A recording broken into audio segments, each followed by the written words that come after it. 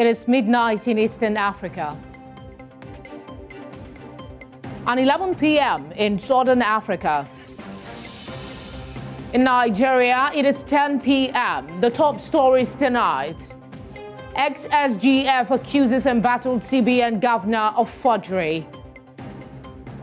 PDP's BOT confirms Wabara as chairman. Service chiefs, ministers appear before Senate.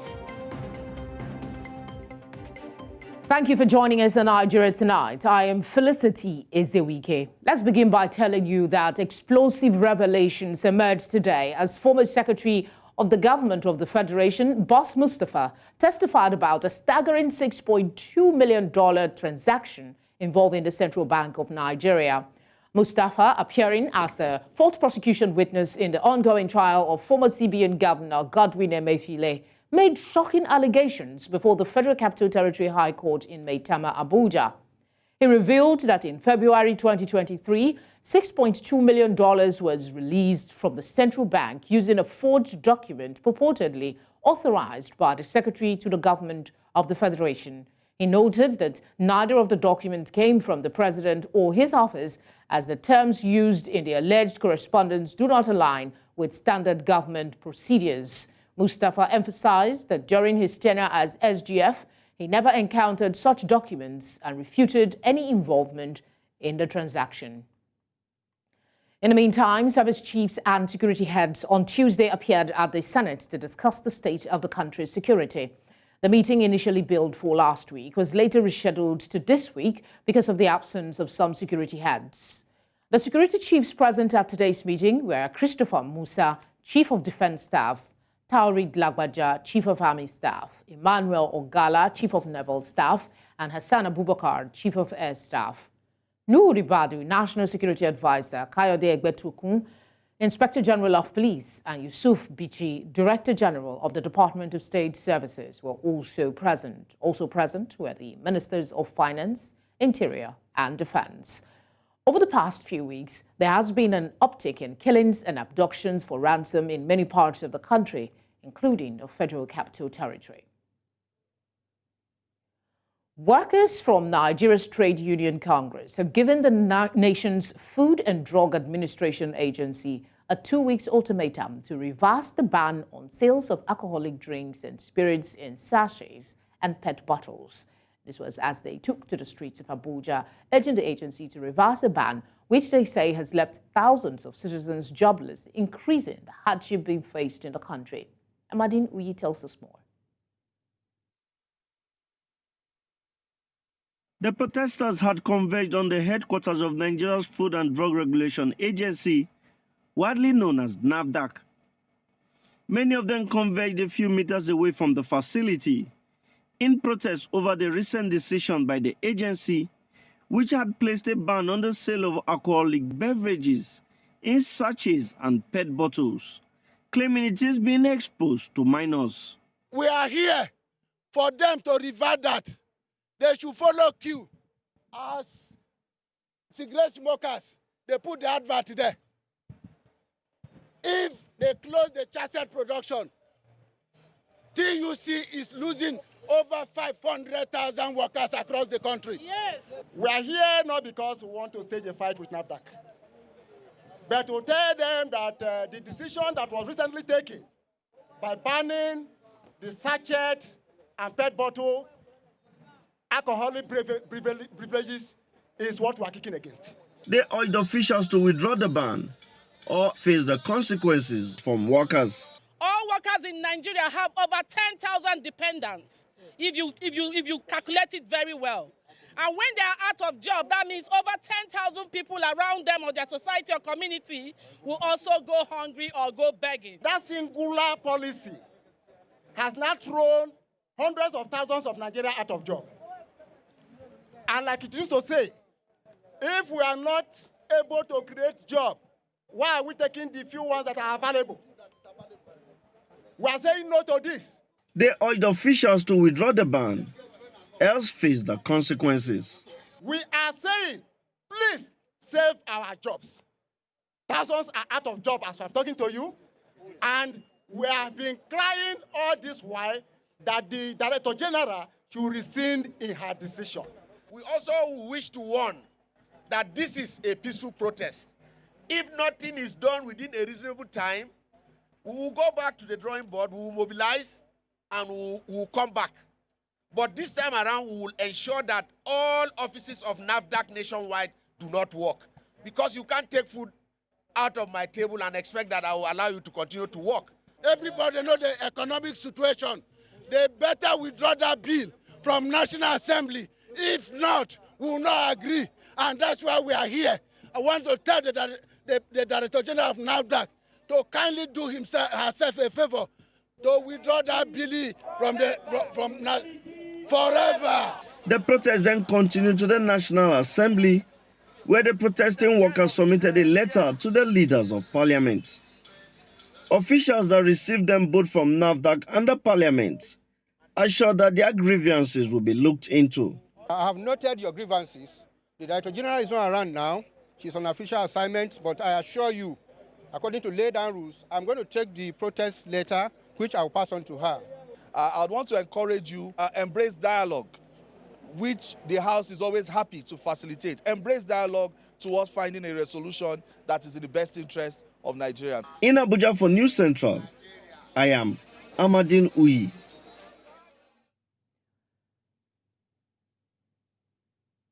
The Nigeria Labour Congress has sounded a clarion call, issuing a stark warning, raising the possibility of a demand for a jaw-dropping 1 million naira minimum wage per month. In an interview, NLC President Joe Ajaero painted a grim picture, highlighting the surge of inflation and the relentless depreciation of the naira.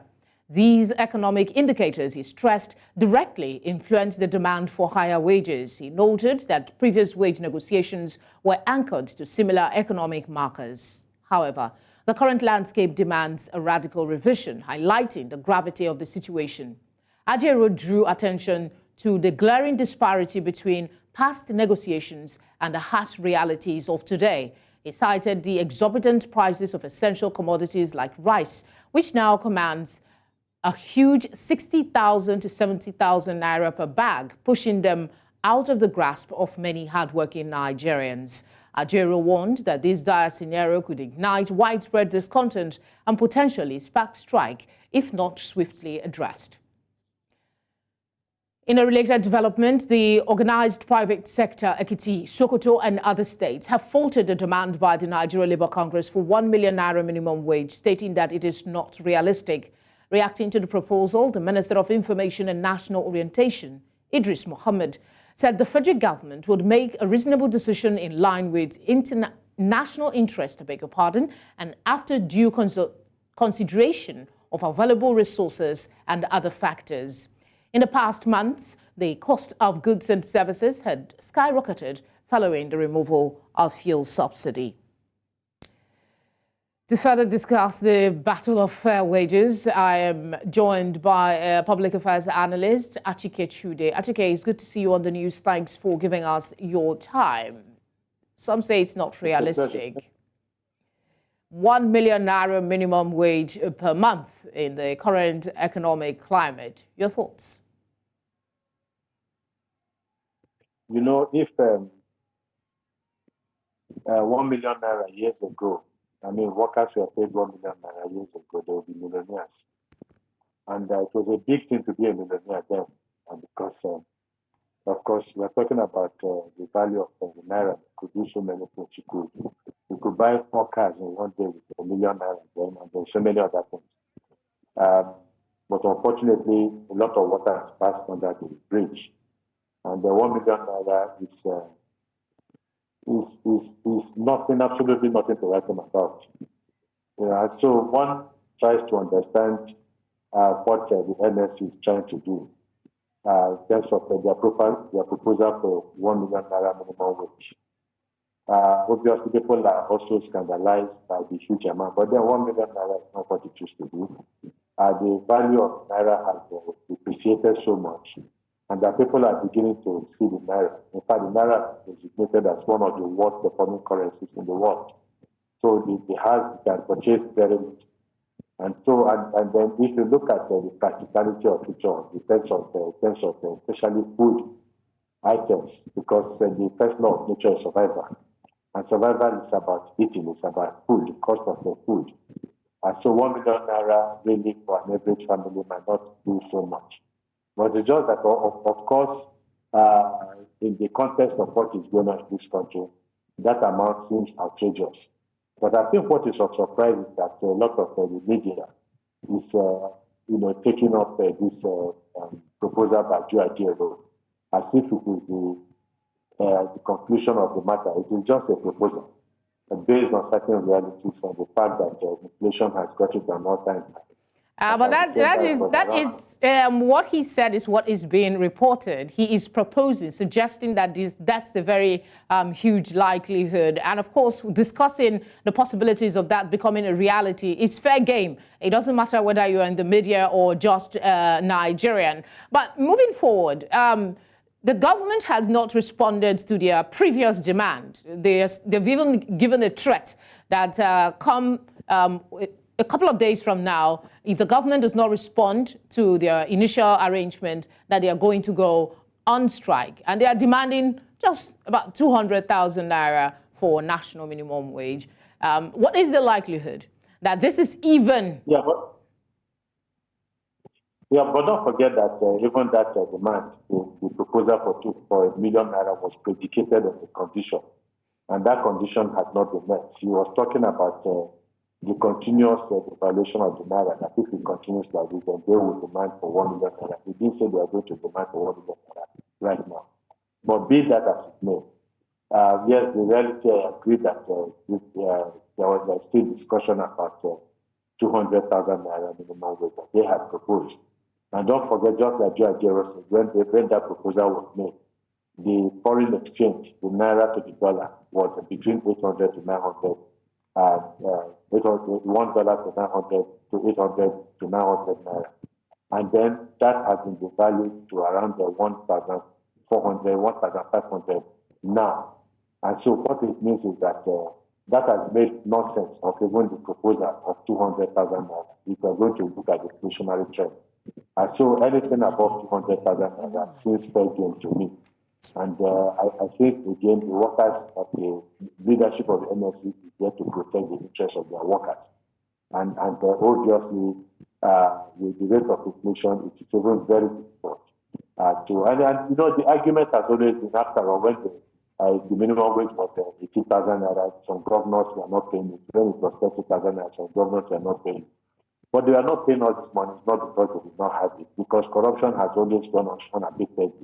About 60% of the money are available to states, even at the federal level. And economists have said that about 60% goes out through corruption.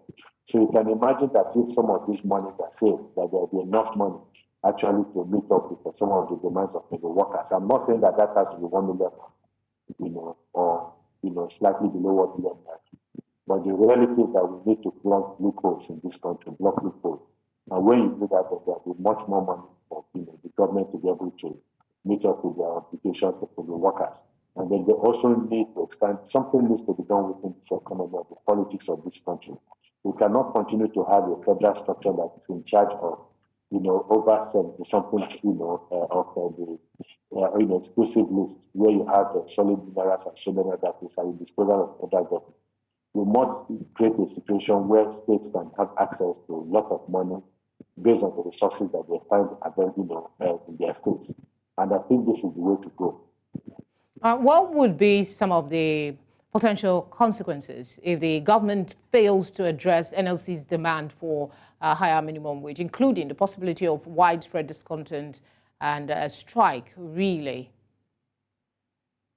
Well, I don't know. I think it's going to be pretty difficult. I think that the NLC finds itself and the TUC find themselves in a very difficult situation because the government has not shown any serious responsibility and sincerity in their negotiations with labor.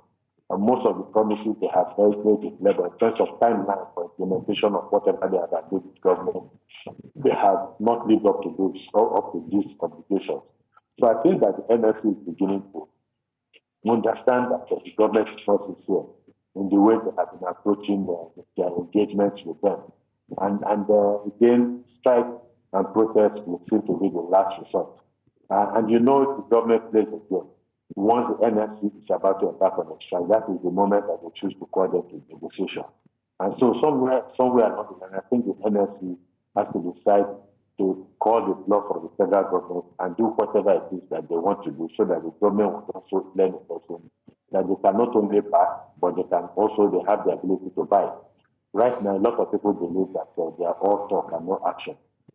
Yeah, NLC does have a lot to prove. Thank you very much for speaking with us as always. Thank you. The Association of Master Bakers and Caterers of Nigeria has issued a firm ultimatum threatening to withdraw their services if the federal government fails to uphold agreements made back in 2020.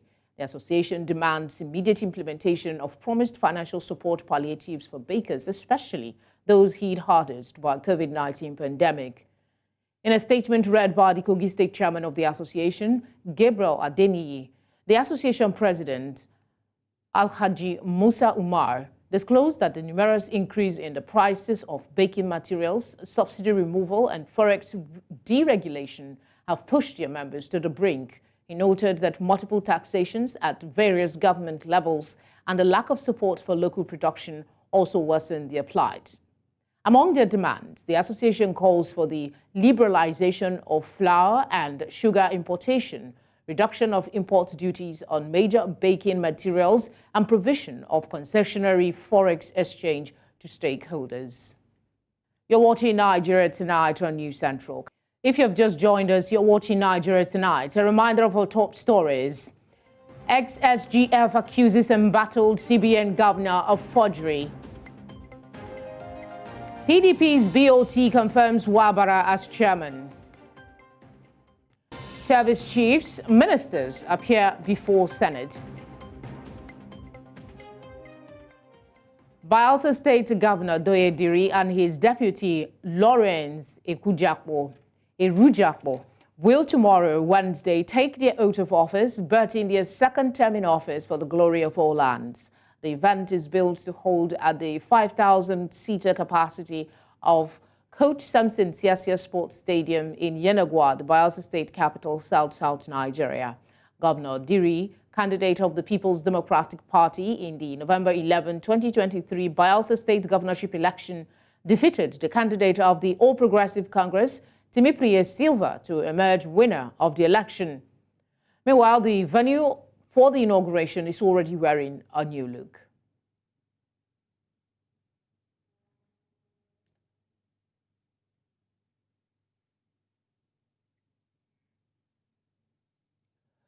Joining me to give us more update about the inauguration scheduled for tomorrow is News Central's correspondent, Austin Azu. Austin, it's good to see you. Thanks for joining us. What is the atmosphere like right now in Bayelsa? Well, first, very good evening to you. I'm currently at Ezewuike in Bayelsa and Yenagwa. It's very far from the stadium where we are going to have the swearing in tomorrow. By and large, the town is wearing a new look. From the entrance of Yenagwa to the exit of Yenagwa, you can see the portraits, pictures depicting the moments, and you can actually tell that yes, there's going to be an inauguration of the governor's second term in office tomorrow. Our visit to this stadium this evening, we found out that activities already started. From the entrance, you can see. Please, can you hear me? Yes, I can. Austin, go ahead. Okay, fantastic. From the entrance to the Samson Siasia Stadium, everywhere is beautified. As at when we went there, work was ongoing. Everybody is putting hands together to ensure that everything that will take place tomorrow is being put in place. Earlier on, the SSG and other political appointees arrived at the venue to inspect the projects done so far.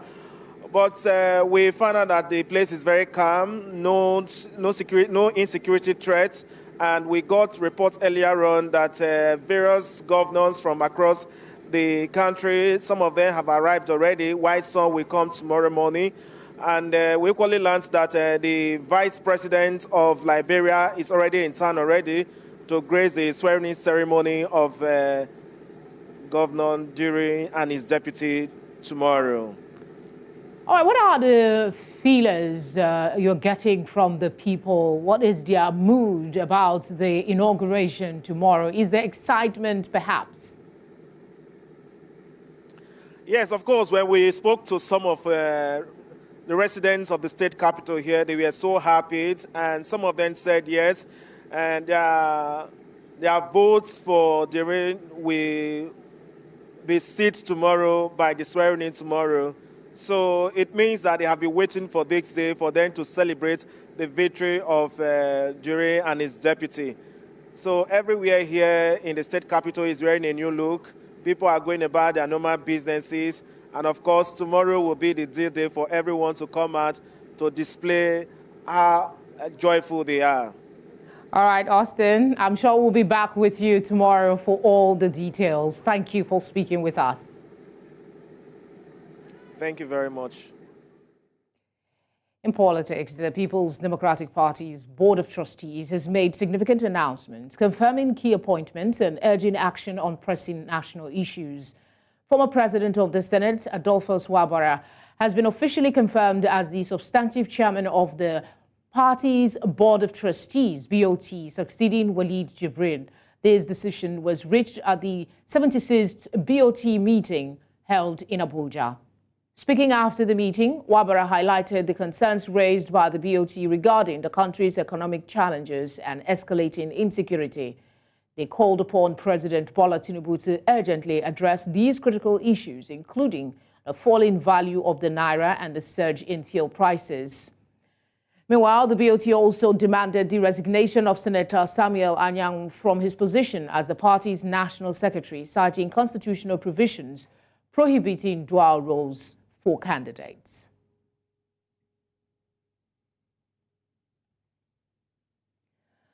The International Monetary Fund has issued a stark warning about Nigeria's deteriorating economic situation, citing stalled per capita growth, widespread poverty, and soaring food insecurity as worsening factors in the ongoing cost of living crisis. In a new report titled, IMF Executive Board concludes post-financing assessment with Nigeria, the global financial institution highlighted the challenges facing Nigeria, including rising inflation, exchange rate volatility, weak economic growth, and business closures. The report emphasized that low revenue collection has hindered the government's ability to provide essential services and invest in critical infrastructure. It noted that high headline inflation reached a staggering 27% year-on-year in October, with food inflation soaring to 32% due to factors such as fuel subsidy removal, currency depreciation, and poor agricultural production. Despite these challenges, the IMF expressed cautious optimism about Nigeria's prospects, acknowledging the new administration's efforts to address deep-rooted structural issues. To discuss this, I am joined by development economic analyst Gbolahan Olujide. Gbolahan, it's good to have you on Nigeria Tonight. Yeah, nice to be here on the program. How severe is the warning from the International Monetary Fund regarding Nigeria's economic crisis?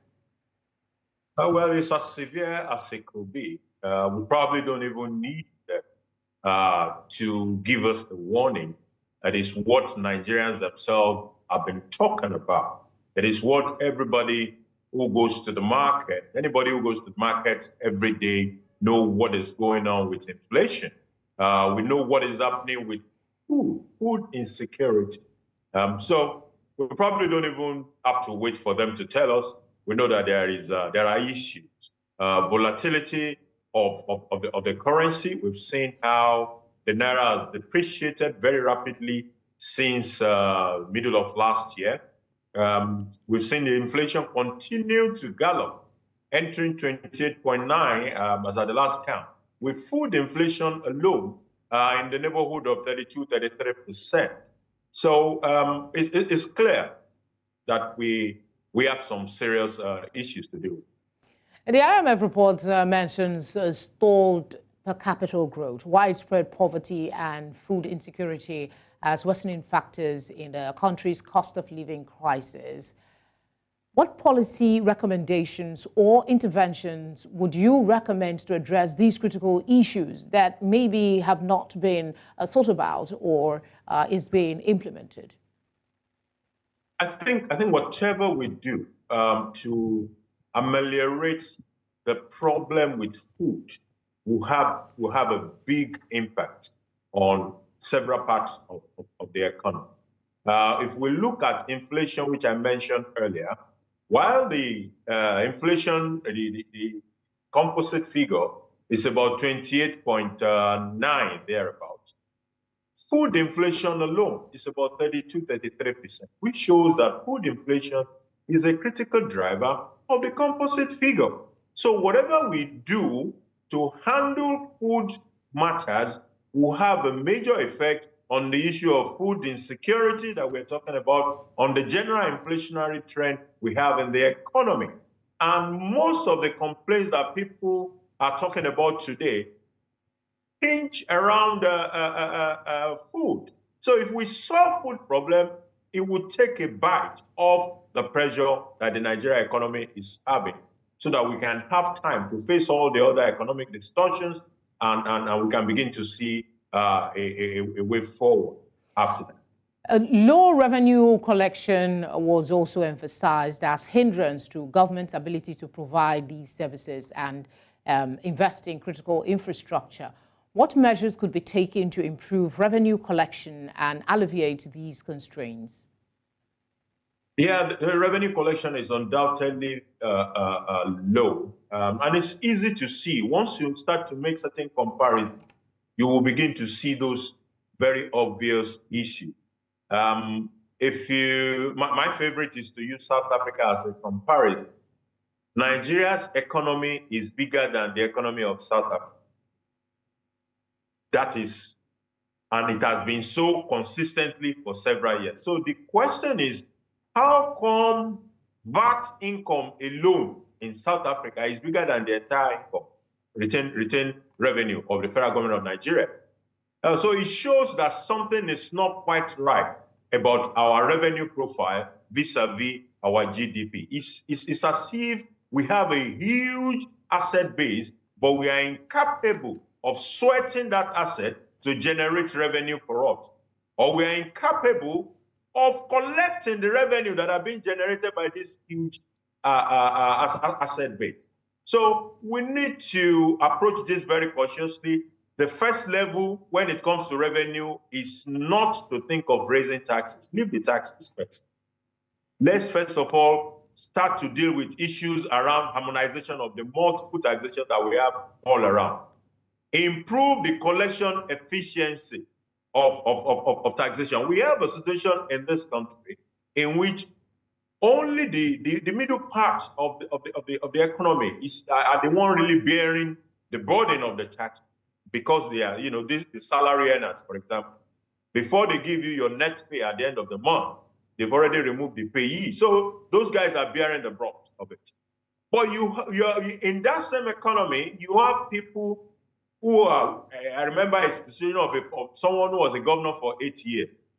And by the time he wanted to contest for president and he filed his return, you see that the annual taxes that this man who was governor for 8 years was paying is barely what a bank teller paid.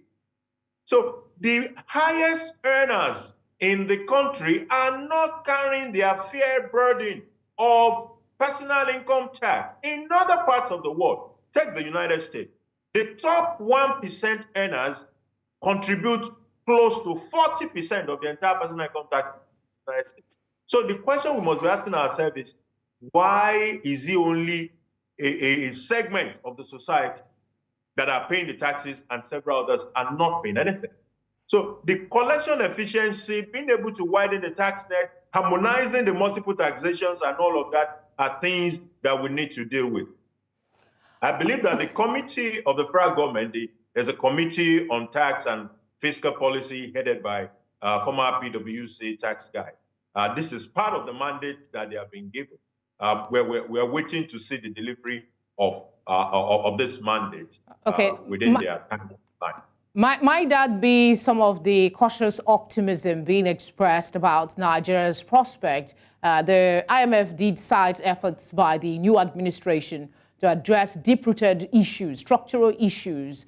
In your opinion, what are these specific policies or reforms by the government that contributed to this optimism, and what further steps can be taken to sustain and enhance their effort?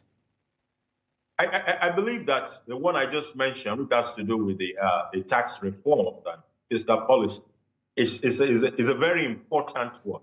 It's fundamental. So it might be part of what is giving IMF the confidence. Then even some of the less popular policies, an example is the removal of fuel subsidy. It's an unpopular policy. But as far as policy direction is concerned, removal of subsidy, to my mind, is not an incorrect policy. There are several other factors around it that might not have played out the way they're supposed to play out. But the fact that a country that is borrowing to pay subsidy needs to stop before it goes belly up, it is no-brainer that the subsidy had to go. So that is a policy in the right direction. How we manage the consequences of that policy is now the issue, because the policy came with consequences. And we have to manage those consequences so that we don't have a double jeopardy situation within the system. So that is something that should give confidence. Then the way government is also approaching, there are good news here and there about refineries. Government refinery, I think the Port Harcourt announced mechanical completion. So which means at some point within the next 1-2 months, we should be able to talk about commercial production in that refinery. These are some of the things that created a lot of economic discussion in this country. The subsidy regime had been a dark hole of unaccountability. So being able to deal with it and being able to manage the consequences will go a long way to help to stabilize. I think the key word there is managing the consequences so it doesn't exacerbate the situation you're trying to correct. Thank you very much for speaking with us. Thank you. Nigeria's economic growth has worsened in the past few years, leaving many Nigerians worried as they cope with the challenging times. Civil society organizations at a press conference in Lagos, Nigeria's commercial capital, said the severe economic challenges has called for concerted efforts to perform what needs to be done to mitigate the challenging times. News Center's Omolola Ololade has more.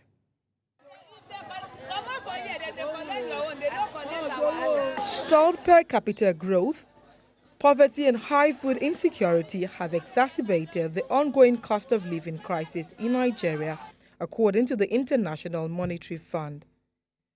The present economic difficulties is becoming increasingly worrisome for many Nigerians as they struggle with its challenges.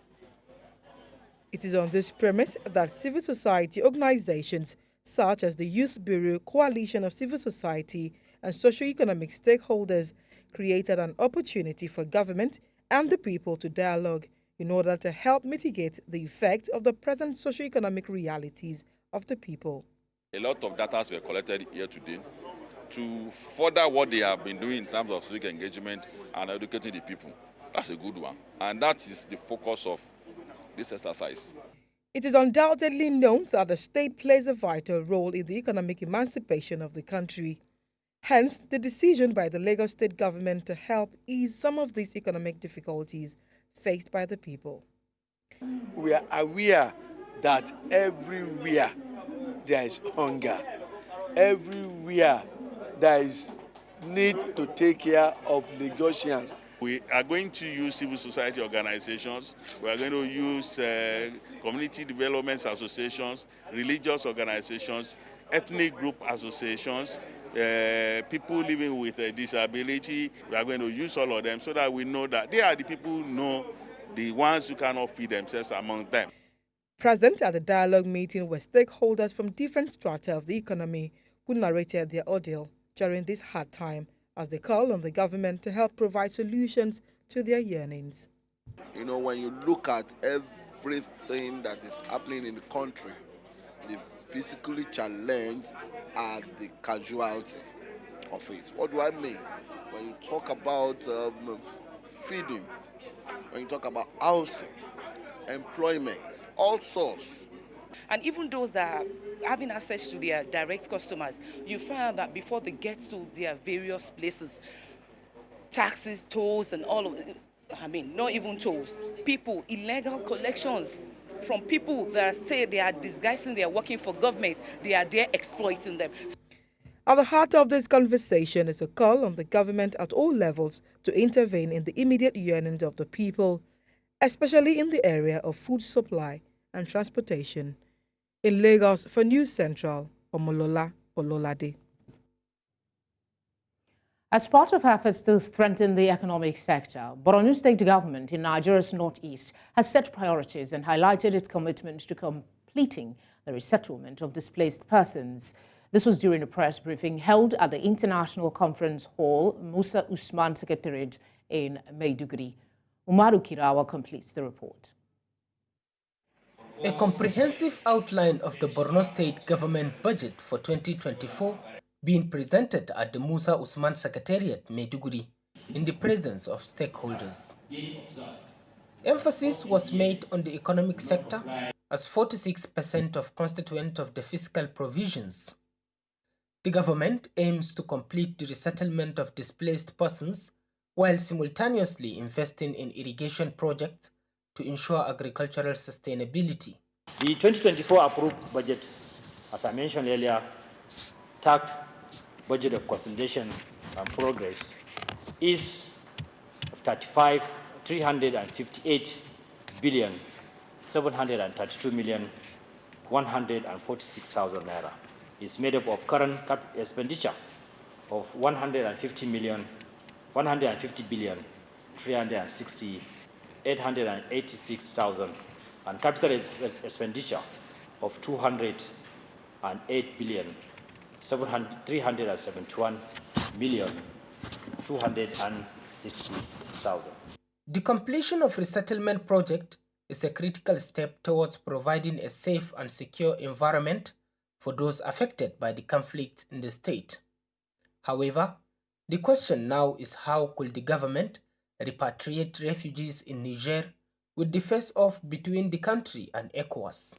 We have now developed another authorization form that we would like to request you also to quote the State Development Plan quote to link it to the purpose to the 10-year strategic transformation initiative.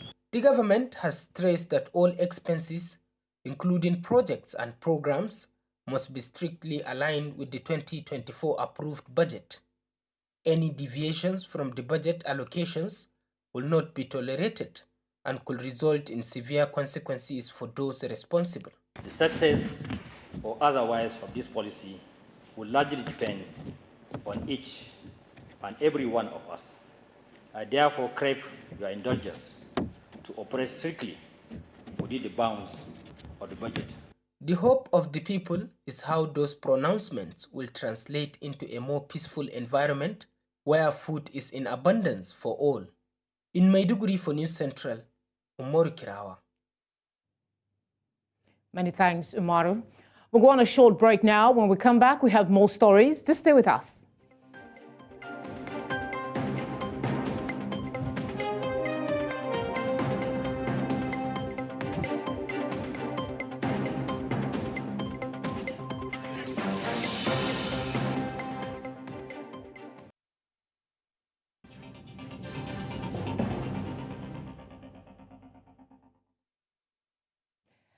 There was a multiple explosion of gas cylinders at Toyin Street, Ishagba-Fagba, around Okoba, Bulegba, Lagos. According to eyewitnesses, the incident occurred when the gas supplier was discharging gas content for a customer at his shop close to the main road.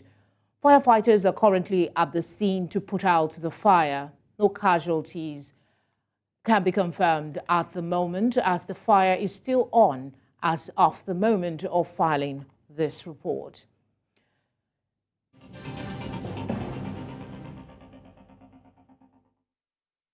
News Central will stay with that story and bring you updates as it occurs. Now, the federal government has pledged to tackle the concerns raised by the National Association of Nigerian Nurses and Midwives.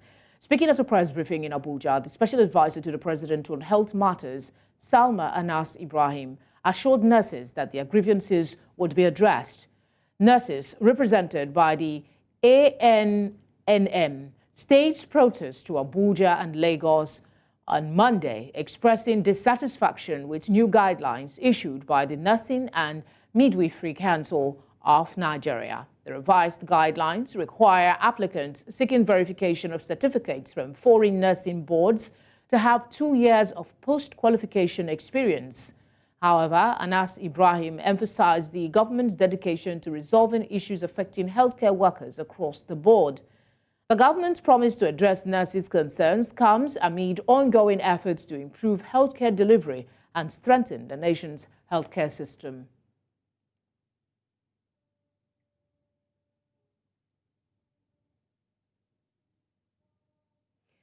Let's now join our sports desk for the latest in the world of sports.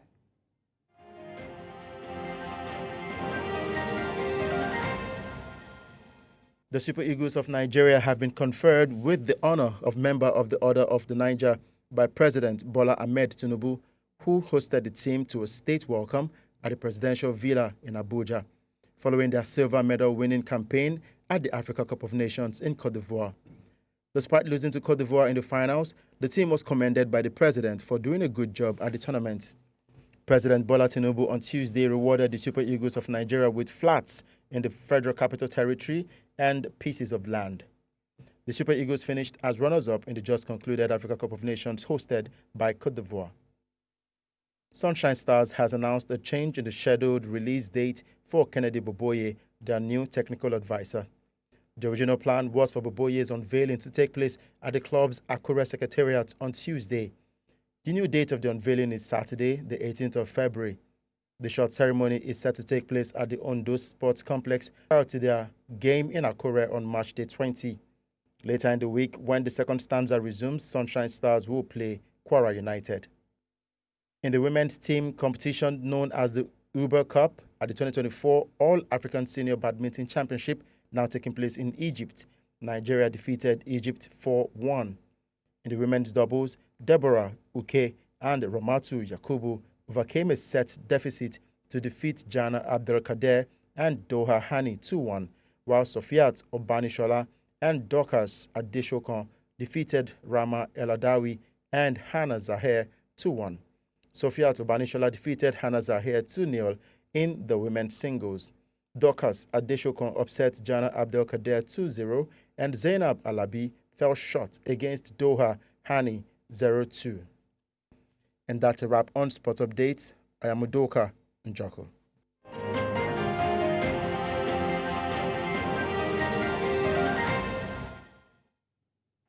And that's all tonight, but before we go, let's take another look at some of the big stories.